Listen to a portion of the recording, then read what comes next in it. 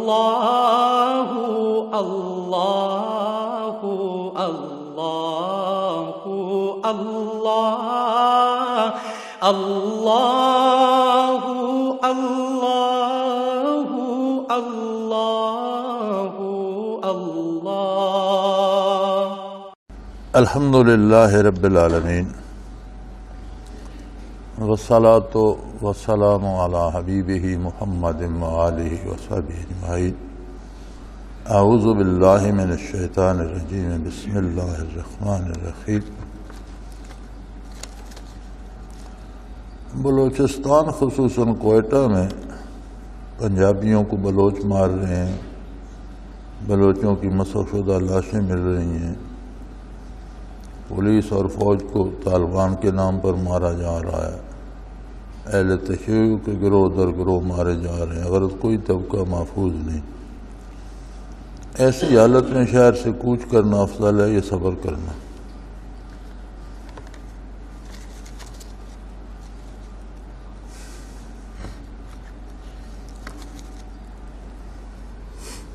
نبی کریم صلی اللہ علیہ وسلم کا ارشاد عالی ہے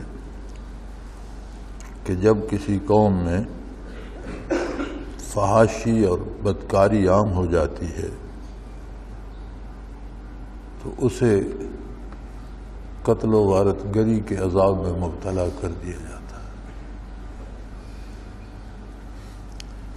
ہماری یہ عجیب عادت ہے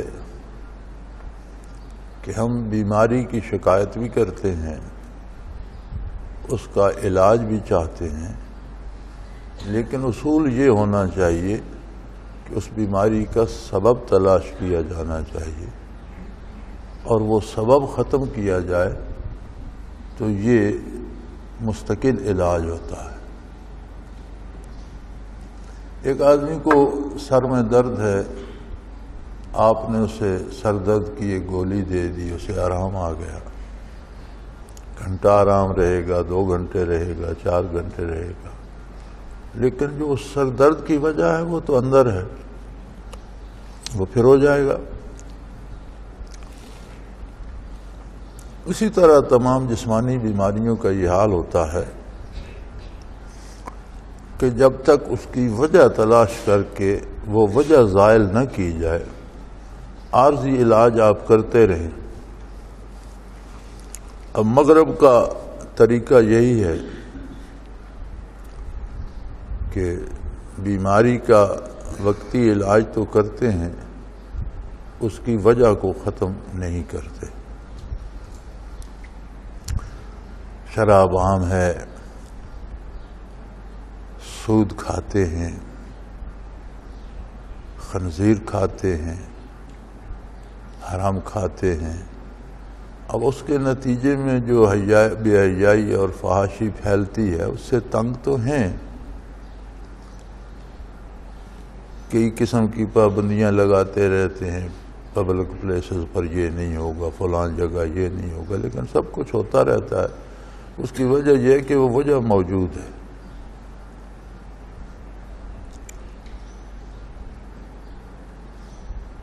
تو ہمارا بھی حال یہ ہے، مجھے بڑی حیرت ہوتی ہے بعض اوقات ہمارے ٹی وی چینلز بتا رہے ہوتے ہیں فلاں ملک نے فلاں چیز کا یہ مداوع کیا، ہمیں ایسا کرنا چاہیے۔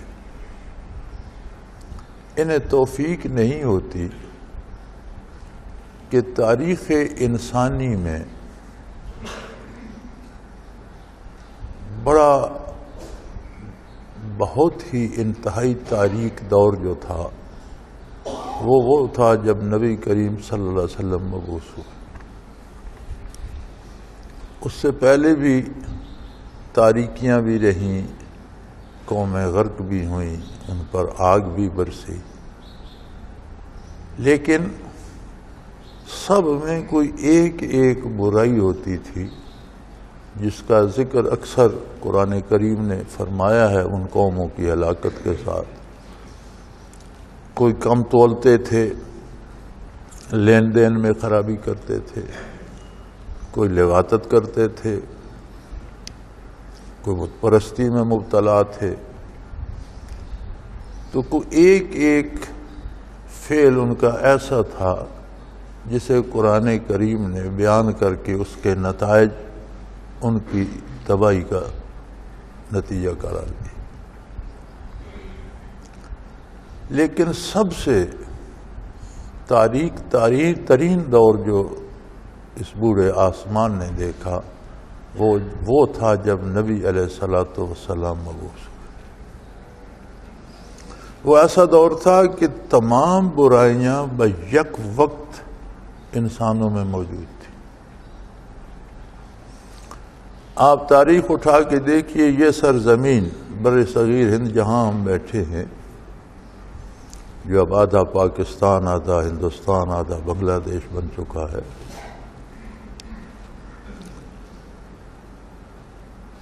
کون سی برائی تھی جو یہاں نہیں ہوتی تھی، اور کون سا ظلم تھا جو روا نہیں رکھا جاتا۔ پتھر کے بتوں، درختوں، جانوروں کو دیوتا مان کر انہیں خوش کرنے کے لیے ان کے سامنے انسان ذبح کیے جاتے ہیں۔ اب اس سے زیادہ وحشت کیا ہوگی؟ مرنے والے کے ساتھ اس کی بیوی کو زندہ جلا دیتے تھے، یعنی بے شمار قباحتیں تھیں۔ یہاں سے اوپر جائیں آپ وسط ایشیائی اقوام میں ان کے حالات دیکھ رہا تھا، تو وہ ایک واقعہ لکھتے ہیں کہ کسی قبیلے پر غارت گری کسی دوسرے قبیلے نے کی، ان کے مرد قتل کر دیے، بچے بھی پکڑ کر لے گئے، عورتیں اٹھا کر لے گئے، مال لوٹ کر لے گئے۔ تو ان کا سردار جو تھا وہ وہاں موجود نہیں تھا۔ وہ واپس آیا تو کچھ چند لوگ، چند بچے جو کہیں گھنے درختوں کر شاخوں میں چھپ گئے تھے، وہ بچ گئے۔ تو وہ تھوڑے سے لوگوں کے ساتھ بیٹھا رو رہا تھا، تو اس کے حالات سن کر اس کا کوئی دوست آ گیا۔ تو اس نے پوچھا رو کیوں رہے ہو؟ اس نے کہا اس حشر پہ رو رہا ہوں، آرام سے ہم رہ رہے تھے، کوئی دشمنی نہیں تھی، کسی کا بگاڑا کچھ نہیں تھا، انہوں نے پورا ہمارا قبیلہ ہی تباہ اور برباد کر دیا، سب کچھ لوٹ کر لے گئے۔ تو اس نے کہا اس کا علاج رونے سے نہیں ہے، جو بندے بچے ہیں تمہارے انہیں جمع کرو، چاہو تو میں بھی تمہاری مدد کروں گا، اپنے سے کسی کمزور کو دیکھو اور اس پر ٹوٹ پڑو اور اپنی کمی پوری کر لو، لوٹ کر لے آؤ، مارو بندوں کو۔ یہ معاشرہ ہمارے شمال میں تھا۔ یورپ، برطانیہ، امریکہ، یورپ والوں کو دا کیو مین کہتے تھے، غاروں میں رہتے تھے اور لوٹ مار کرتے تھے، قتل و غارت گری کرتے تھے۔ امریکہ کو دا وائلڈ ویسٹ لکھتے ہیں اس زمانے میں، 2 دفعہ اس کے ساتھ وحشی امریکہ لکھتے ہیں۔ اور اب بھی دا وائلڈ ویسٹ کے نام سے وہ اس زمانے کی فلمیں خود دکھاتے ہیں۔ بندہ لرز جاتا ہے کہ کیا یہ سارے کام کرنے والے یہی 2 ہاتھ 2 پاؤں والے انسان تھے؟ اتنا ظلم تو درندے بھی نہیں کرتے۔ نیچے جائے تو افریقہ تھا جہاں انسان کو شکار کر کے پکا کر کھا جاتے تھے۔ جزیرہ نما عرب دنیا کے عین درمیان میں تھا۔ پھر عرب ہمیشہ سفر پہ رہتے تھے، تجارت ان کا مرکزی پیشہ تھا، بنیادی پیشہ جو تھا وہ تجارت تھا۔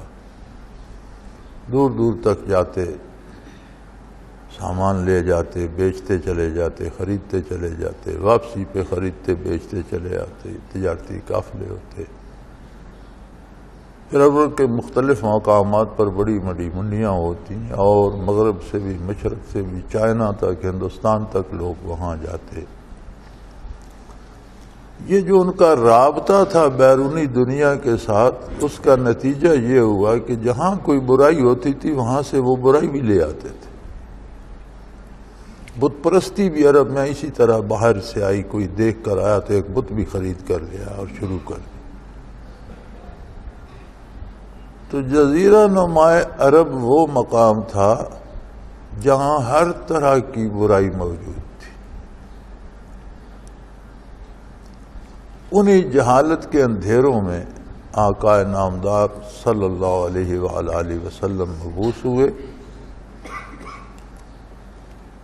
اور اتنی بڑی تبدیلی لائے جسے واقعی انقلاب کہا جا سکتا ہے۔ یہاں تو بات بات پہ انقلاب کی بات ہوتی ہے نا۔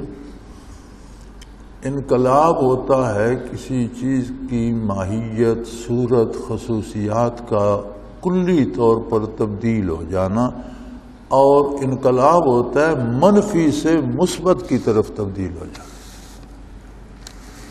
یعنی کوئی قوم آرام سے رہ رہی ہے، اسے آپ فساد میں مبتلا کر دیتے ہیں تو وہ انقلاب نہیں ہوگا، اگرچہ تبدیلی ہوگی لیکن اسے انقلاب نہیں کہا جاتا۔ انقلاب کہا جاتا ہے کہ کوئی قوم تباہی کی طرف جا رہی ہے تو اسے پلٹ کر آپ اچھائی کی طرف، نیکی کی طرف، ترقی کی طرف گامزن کر دیتے ہیں تو انقلاب کہلاتا ہے۔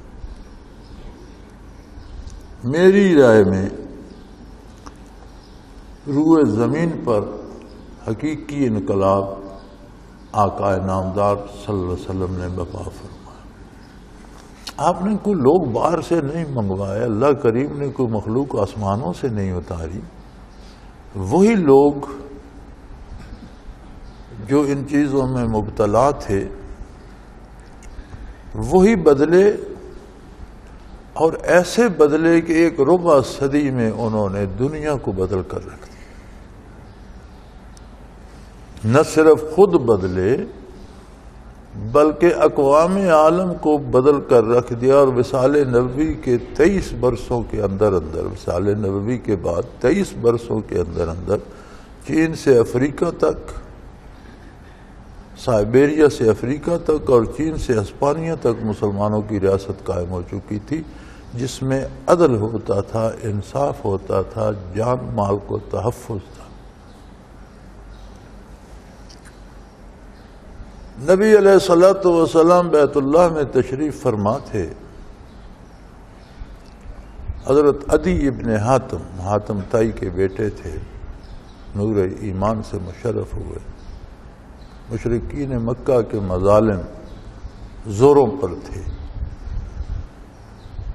حضرت عدی نے عرض کی، یا رسول اللہ، آپ اللہ کے رسول ہیں اور آخری رسول ہیں، خاتم الانبیاء ہیں،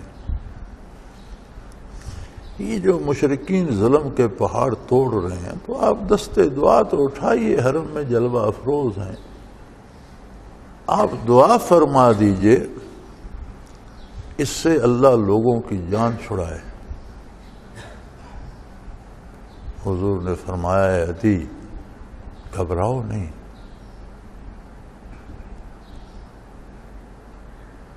حالات بدل رہے ہیں، وقت بدل رہا ہے، اور ایسی تبدیلی آئے گی کہ تم دیکھو گے، اگر تم زندہ رہے تو تم دیکھو گے۔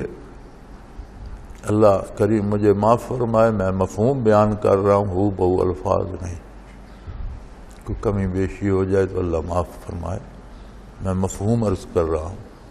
تو فرمایا تم دیکھو گے کہ ربع الخالی سے، عرب کا جنوب مشرقی کونا جو ہے اسے ربع الخالی کہتے ہیں، آبادی نہیں ہے وہاں، سرائے یا خانہ بدوش کہیں کہیں پھرتے نظر آتے ہیں، کہ ایک بڑھیا اپنی پوٹلی لیے ہوئے ربع الخالی سے نکلے گی اور بیت اللہ آئے گی، حج کرے گی اور واپس چلی جائے گی، اور اسے کوئی خطرہ نہیں ہوگا۔ حضرت عدی فرماتے ہیں، میں نے عرض کی، یا رسول اللہ، یہ بنو طے جس قبیلے کا سردار حاتم تائی تھا، یہ ربع الخالی سے حرم کو آئیں تو راستے میں اس کا علاقہ پڑتا ہے، اور یہ سارے ڈاکو پیشہ تھے۔ تو فرماتے ہیں، میں نے عرض کی، یا رسول اللہ، تو بنو طے کے ڈاکو کہاں جائیں گے اگر وہ اس طرح آرام سے گزر آئے گی؟ تو وقت گزر گیا، حضور کی حیات دنیاوی میں جزیرہ نما عرب پر اسلامی ریاست اور امن اور انصاف قائم ہو گیا، اور پھر سال نبوی کے بعد ریاست اسلامی میں پھیلاؤ شروع ہوا، اور معلوم دنیا کے 3 حصوں پر ریاست بن گئی۔ حضرت علی فرماتے ہیں کہ میں بیت اللہ میں موجود تھا، میں نے ایک عمر رسیدہ خاتون کو دیکھا، اس کی بغل میں ایک پوٹلی تھی اور وہ طواف کر رہی تھی۔ تو میں نے اس سے پوچھا کہ بی بی کہاں سے آئی ہو؟ اس نے کہا ربع الخالی سے۔ کس کے ساتھ آئی ہو؟ تمہارے ساتھ کون تھا؟ فرمایا میرے ساتھ میرا اللہ تھا۔ واپس وہیں جانا ہے، واپس وہیں جانا ہے۔ واپسی پہ کون ساتھ ہوگا؟ میرا اللہ میرے ساتھ ہوگا، کوئی خطرہ نہیں۔ جو حضرات عورت کے لیے یہ اجازت دیتے ہیں کہ بغیر محرم کے بھی حج پر جا سکتی ہے، وہ اسی حدیث سے دلیل لیتے ہیں۔ تو میرا عرض کرنے کا مقصد یہ ہے کہ ہمارا کوئی ذریعہ ابلاغ ہمیں یہ کیوں نہیں بتاتا کہ ان بیماریوں کا علاج وہی ہے جو محمد رسول اللہ نے فرمایا تھا۔ حالات اتنے نہیں بگڑے، ابھی لوگ قتل بھی کرنے والے بھی ہیں اور لوگ قتل ہونے سے بچانے والے بھی ہیں، لوگ ڈاکو بھی ہیں، لوگ خیرات کرنے والے بھی ہیں، لوگ بے دین اور بدکار ہیں، لیکن لوگ اللہ اللہ کرنے والے بھی ہیں۔ بے شمار اللہ کے بندے ہیں جو رات دن قرآن و حدیث پڑھا رہے ہیں، رات دن سنت نبوی کا تذکرہ ہے، ذکر اذکار ہو رہے ہیں، صدقات و زکوٰۃ دیتے ہیں، حج کرتے ہیں، عمرے کرتے ہیں، روزے رکھتے ہیں۔ یعنی بیماری اس درجے کو نہیں پہنچی۔ تو اگر اس درجے کا علاج وہی تھا جو حضور صلی اللہ علیہ وسلم نے فرمایا، آج بھی دوا وہی چاہیے جو نبی کریم صلی اللہ علیہ وسلم نے دی تھی، جس کی بنیاد اللہ اور اللہ کے رسول کے ساتھ ایمان، اور جس کی تفسیر زندگی کو حضور کی اطاعت میں ڈھالنا ہے۔ پولیس لگا دو، فوج لگا دو، فوری انصاف کی عدالتیں لگا دو، پکڑا ہوا آئے اور اسے لٹکا دیا جائے، یہ سارے عارضی علاج ہیں۔ گناہگار بچ جاتے ہیں، بے گناہ اصولی لگ جاتے ہیں، لوٹنے والے بھاگ جاتے ہیں اور راہ گزرنے والے مارے جاتے ہیں۔ فوج اور پولیس گولی چلاتی ہے تو کئی راہگیر مارے جاتے ہیں اور لوٹنے والے مال اٹھا کر بھاگ جائیں۔ یہ عارضی علاج ہیں، کیا جائے، ٹھیک ہے، عارضی طور پر حکومت کی ذمہ داری ہے اپنے قانون کو، اپنے قانونی اداروں کو حرکت میں لائے، لیکن یہ وقتی علاج ہے۔ ایک شخص کو بہت بخار ہے، آپ اس کے متھے پہ ٹھنڈی پٹیاں رکھتے ہیں تو اچھی بات ہے، وقتی طور پر بخار کو کم کر دیتی ہیں، لیکن بخار تو جب جائے گا جب اس کی وجہ جسم سے جائے گی، جس وجہ سے بخار ہوا ہے۔ اگر کہیں سینے میں انفیکشن ہے، پھیپھڑوں میں کوئی نقص ہے، کہیں گردہ خراب ہے، تو اس کا علاج ہوگا تو وہ بیماری تو جائے گی۔ وقتی طور پر عارضی علاج سے افاقت ہو جاتا ہے، بیماری نہیں جاتی۔ تو حکومت کے بنیادی فرائض میں ہے لوگوں کے جان و مال کا تحفظ۔ اسے چاہیے کہ اپنے اداروں کو متحرک کرے اور لوگوں کے جان مال کو تحفظ دے، لیکن شاید حکومت ہو تو تحفظ دے، اور حکومت کے نام پہ چند لوگ بیٹھے عیش کر رہے ہیں اور اپنی عیاشیوں سے انہیں فرصت نہ ہو اور باہر کی آواز ان کے محلوں تک جا نہ سکے، لوگوں کی چیخ و پکار انہیں سنائی نہ دے، تو پھر کیا نتیجہ ہوگا؟ ہم سب کی خواہش تو یہی ہوتی ہے کہ حکومت یہ سب کچھ کرے، لیکن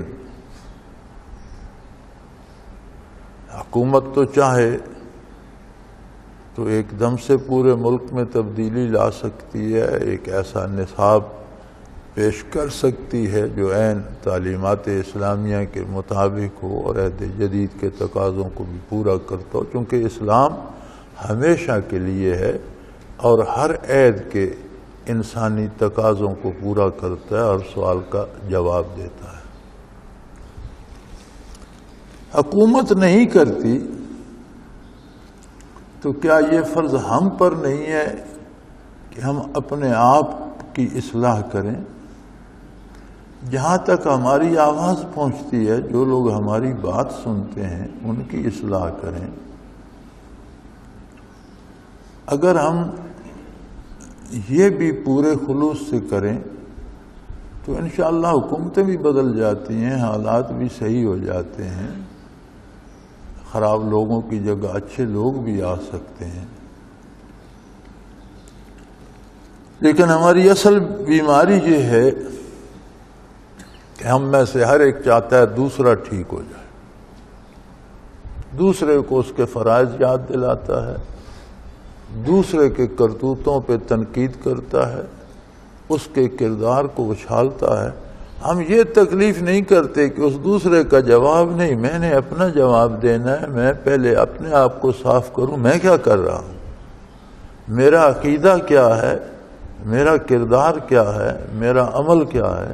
کہیں میری وجہ سے تو یہ دنیا پر تباہی نہیں آ رہی، اس کا سبب کہیں میرا کردار تو نہیں، کم از کم میں تو توبہ کر لوں تو اس تباہی میں جتنا حصہ میرا ہے وہ تو کم ہو جائے گا۔ تو یہ دونوں علاج ضروری ہیں، وقتی علاج بھی جسے انگریزی میں فرسٹ ایڈ کہتے ہیں، اور مستقل علاج۔ وقتی علاج ہے کہ ادارے اپنا اپنا کام اپنی حدود میں رہ کر دیانتداری سے اور انصاف سے کریں۔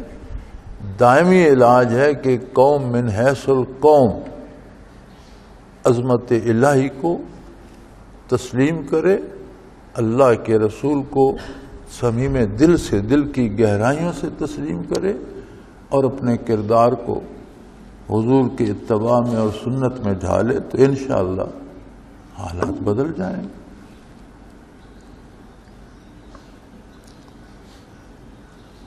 ان کا دوسرا سوال ہے،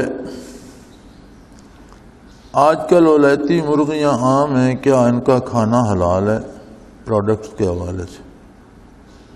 اگر یہ حلال ہیں تو طیب بھی ہیں ان کی فیڈ کے حوالے سے۔ میں دیکھیں آج کل مرغیاں ہی نہیں، جانور دوسرے بڑے جانور جو ہیں وہ بھی اسی طرح تیار کیے جا رہے ہیں، دمبے بکرے بھی تیار کیے جا رہے ہیں، اور گائے بیل اور بھینسیں بھی تیار کی جا رہی ہیں۔ یہ مختلف قسم کی فیڈز انہیں دی جاتی ہے، جس سے وہ تھوڑے سے عرصے میں 2-3 مہینوں میں بہت زیادہ وزن بنا جاتے ہیں، اور پھر انہیں ذبح کر دیا جاتا ہے اور نہیں رکھ لیے جاتے ہیں۔ یہ مرغیوں سے شروع ہو کر اب سارے جانوروں تک پہنچ چکا ہے۔ جانور کے حلال اور حرام ہونے میں اس کی غذا شرط نہیں ہے۔ جانور انسانوں کی طرح مکلف نہیں ہے کہ وہ کیا کھاتا ہے، کہاں سے کھاتا ہے۔ جو مرغیاں عام گھروں میں ہم دیسی مرغیاں رکھتے ہیں، یہ بھی تو سارا دن اروڑی کے ڈھیر پھولتی رہتی ہیں اور اس میں سے کھاتی رہتی ہیں، گندگی بھی اور ناپاک چیزیں بھی، کیڑے مکوڑے کھا جاتی ہیں، سپولیے کھا جاتی ہیں۔ تو یہ جو مرغیاں ہم عام گھروں میں دیہات میں رکھتے ہیں، ان کی کوئی غذا پاک تو نہیں ہوتی، سارا دن یہ بھی تو گلیوں میں پھرتی ہیں اور گند بلا کھاتی رہتی ہیں۔ تو وہ مرغی کے کھانے کا جو ہے کہ اس نے کیا کھایا، اس کا اطلاق مرغی پہ ہوتا ہے، اور وہ شریعت کی مکلف نہیں۔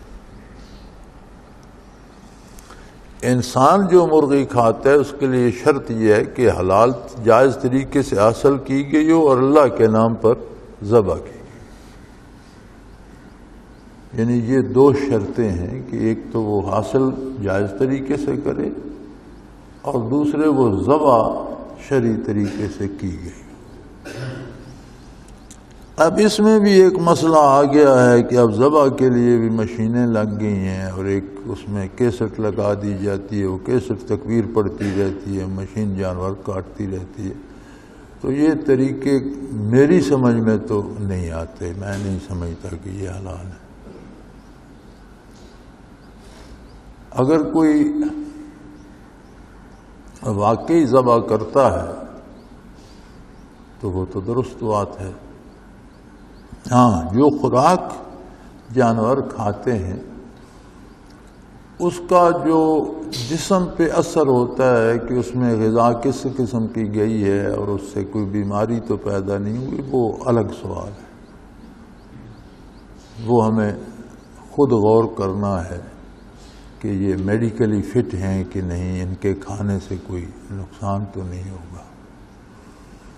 تو یہ جو کہا جاتا ہے کہ انہیں جی مردہ مچھلیاں کھلا دی جاتی ہیں یا جانوروں کا گوشت کھلا دیا جاتا ہے، یہ اس کا کوئی فرق نہیں پڑتا، کیونکہ ہمارے پاس دیہات میں گھروں میں جو مرغیاں ان کی کیا ہم ساری سالے اور حلال غذا ہی کرتے ہیں، وہ بھی تو ہر چیز کھاتی پھرتی ہوتی ہے. تو وہ اس کا مکلف تو انسان نہیں ہے، جانور جہاں پھرتا ہے کھا لیتا ہے. اور یہ اچھی بات ہے کہ عمدن جان بوجھ کر انہیں حرام نہ کھلایا جائے. یہ جو فیڈ دی جاتی ہے اس میں تو میرا خیال ہے عمدن زیادہ حرام ملا دیتے ہیں، بلکہ دم مصفوح ملا دیتے ہیں اور مردہ جانوروں کی چیزیں ملا دیتے ہیں. تو بہرحال اس کے دو اثر ہیں. ایک شرعی طریقے سے تو اس میں تو گنجائش نکل سکتی ہے کہ کوئی ناپاک چیز کھائی تو جانور نے کھائی، وہ تو مکلف نہیں تھا. جب جانور کے وجود کا حصہ بن گئی تو پھر وہ چیز نہ رہی، پھر وہ مرغی کا گوشت بن گیا. تو اگر شرعی طریقے سے ذبح ہو حلال کی جائے تو ٹھیک ہے. ایک دوسرا اثر ہے کہ مرغی نے کیا، مثلا مرغی نے کسی نے زہریلا کیڑا کھا لیا، ہم نے ذبح کی، اس زہر کا اثر ہم میں چلا گیا، تو وہ تو ایک مسئلہ جو ہے وہ طب کا یا میڈیکل کا ہے نا. تو اس کے حوالے سے بندہ خود دیکھ سکتا ہے.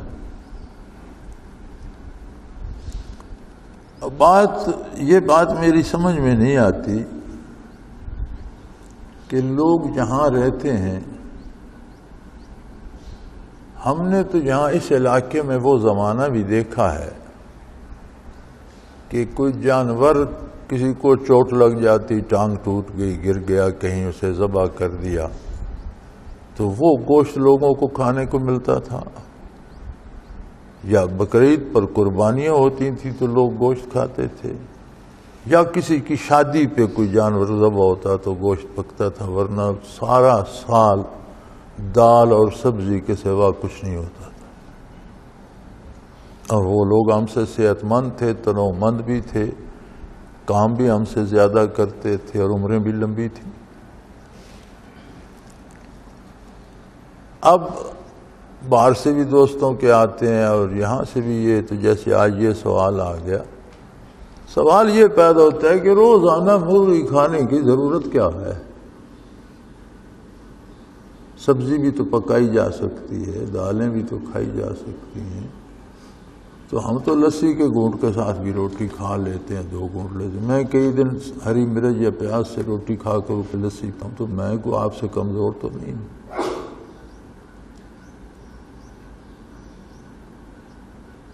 روٹی کھانا ہوتی ہے زندہ رہنے کے لیے، زندگی کھانے پر قربان کرنا جہالت ہے. کہ بندہ کچھ چیزیں کھا کر وقت سے پہلے مر جائے، یہ ضروری نہیں ہے. ضروری یہ ہے کہ صالح، صاف، پاکیزہ حلال غذا کھائی جائے. اگر فارمی مرغی کے گوشت میں کسی کو شبہ تو نہ کھائے، یار مرغی کھائے بغیر بھی تو گزارا ہوتا ہے.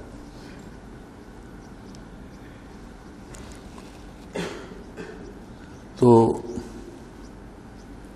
میں نے ان کی دونوں حیثیتیں عرض کر دیں جو کچھ اللہ کریم نے میری سمجھ میں دیا تھا کہ اس کے دو اثرات ہیں، شرعی اور طبی۔ تو دونوں کو دیکھنا چاہیے۔ شرعاً یہ بات بھی اگر حرام نہ ہوئی تو مکروہ تحریمی تو ہوگی کہ ایسی چیزیں کھائی جائیں جن سے صحت خراب ہو۔ ایک تو ڈاکٹری پرہیز ہوتی ہے نا، شرعاً بھی جان بوجھ کر اپنی جان کو ہلاکت میں ڈالنے کا کوئی جواز نہیں ہے۔ اور کوئی چیز بھی انسان کھا لے اس کا ذائقہ صرف زبان اور حلق تک رہتا ہے، حلق سے نیچے اتر گئی تو سب ایک، پیٹ میں کوئی کڑوا نہیں ہے، کوئی میٹھا نہیں ہے، کوئی تلخ نہیں ہے، کوئی شیریں نہیں ہے، یہ سارا ٹیسٹ زبان تک رہتا ہے۔ تو میں زبان کے چسکے کے لیے بندہ ایسی چیزیں کھائے جو اس کی صحت خراب کریں، یا ایسی چیزیں کھائے جو ایمان ہی خراب کر دیں، تو کیا فائدہ؟ تو کھانے والے کو بھی اپنی ضرورت کا، اپنے وسائل کا احساس رکھنا چاہیے۔ اب یہاں جنہوں نے سال بھر گوشت نہیں کھایا وہ باہر جاتے ہیں تو پھر باہر سے کہتے ہیں جی یہاں حلال گوشت نہیں ملتا، اب کیا کریں، مجبوری ہے حرام کھانا۔ بھئی یار یہاں تو دال پہ عمر گزار رہے تھے، وہاں بھی دال کھاتے رہو۔ یعنی کوئی فرض واجب تو نہیں ہے نا کہ روز گوشت کھایا جائے۔ جو پروٹین گوشت میں ہوتی ہیں وہ ساری پروٹین مختلف سبزیوں اور مختلف دالوں میں بھی مل جاتی ہے۔ یعنی یہ ضروری نہیں کہ وہ غذائیت ساری گوشت ہی میں ہوتی ہے۔ جو گوشت میں جو پروٹین اور انسانی بدن کے لیے جو ضروری چیزیں گوشت میں ہوتی ہیں وہ مختلف دالوں میں، مختلف پھلوں میں، مختلف سبزیوں میں بھی ہوتی ہیں۔ تو جہاں شبہ ہو، یقین نہ ہو، وہاں بہتر ہے کہ اجتناب کیا جائے، کیونکہ محفوظ راستہ یہ ہوتا ہے کہ جہاں شبہ ہو وہاں قدم نہ رکھا جائے، اور جہاں یقینی علم ہو اس طرف جایا جائے۔ آگے یہ فرماتے ہیں کوئٹہ کے حالات کے لیے خصوصی دعا کی گزارش ہے۔ ہم تو بچے روز دعا کرتے ہیں، صرف کوئٹہ کے لیے نہیں، پورے ملک کے لیے بھی اور پورے عالم اسلام کے لیے بھی، اور یہ ہم سب کا فریضہ بھی ہے۔ میں سمجھتا ہوں تمام مسلمانوں کو روزانہ بلکہ ہر نماز کے ساتھ اٹھتے بیٹھتے دعا کرنی چاہیے کہ اللہ ہمارے حالات بدل دے، ہمیں عدل و انصاف سے رہنے کی توفیق عطا فرمائے، اور ہمیں توفیق دے کہ ہم اپنے محبوب نبی صلی اللہ علیہ وسلم کا اتباع اختیار کریں۔ یاد رکھیں ان سب بیماریوں کا حقیقی علاج نور ایمان اور عمل صالح میں ہے۔ اللہ کی اطاعت اور اللہ کے حبیب صلی اللہ علیہ وسلم کی اطاعت میں ان کا علاج ہے۔ باقی علاج ہیں لیکن وہ جسے انگریزی میں فرسٹ ایڈ کہتے ہیں، وقتی اور لمحاتی، اور تھوڑا سا آرام آ گیا پھر دھماکہ ہو گیا، 2 دن گزر گئے پھر 4 بندے قتل ہو گئے۔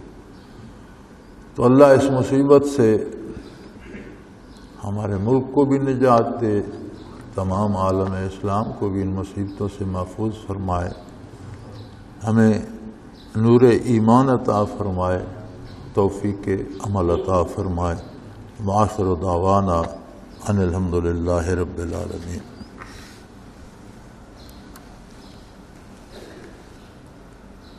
الا اللہ۔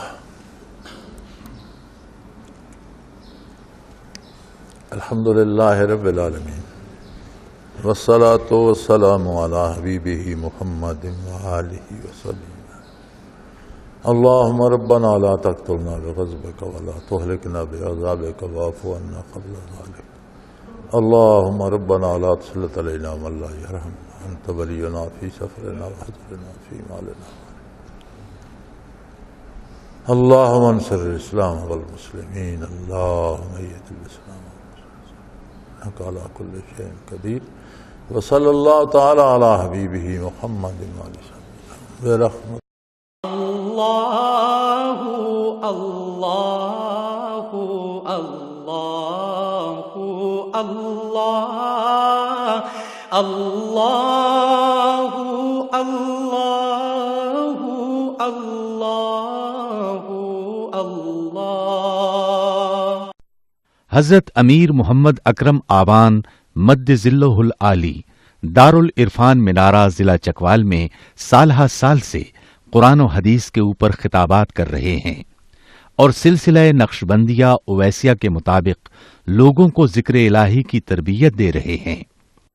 وہ قرآن پاک کی تفسیر ترتیب وار بیان کر رہے ہیں۔